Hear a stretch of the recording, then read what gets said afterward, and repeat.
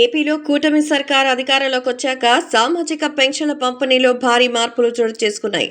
గతంలో వాలంటీర్ల సాయంతో వైసీపీ సర్కార్ అందించిన పెన్షన్ల స్థానంలో కూటమి సర్కార్ సచివాలయ సిబ్బందితో వీటిని అందజేస్తోంది. ఎన్నికల హామీ మేరకు పెంచిన పెన్షన్స్ ని ఈ మేరకు కూటమిలో భాగస్వాములైన టీడీపీ, జనసేన, బీజేపీ నేతలు గత నెల నుంచి దగ్గరుండి పంపిణీ చేయించారు. ఈ నేపథ్యంలో చంద్రబాబు మరోసారి కీలక నిర్ణయం తీసుకున్నారు.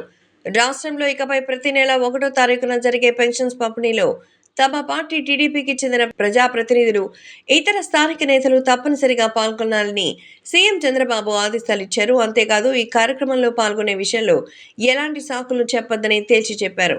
మంత్రులు, ఎమ్మెల్యేలు ప్రతి నెల 1వ తారీఖు పెన్షన్స్ పంపిణీలో విధిగా పాల్గొనాల్సిందని చంద్రబాబు స్పష్టం చేశారు.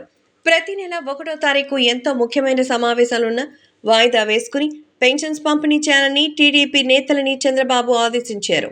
తద్వారా 2029లోనూ పార్టీ గెలవడానికి ఇప్పటి నుంచి అడుగులు వేయాలని సూచించారు.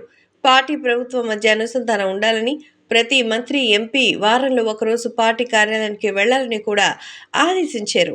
ప్రజలు, కార్యకర్తల నుంచి వినతులు తీసుకుని సత్వర పరిష్కారానికి చర్యలు చేపట్టాలి అన్నారు.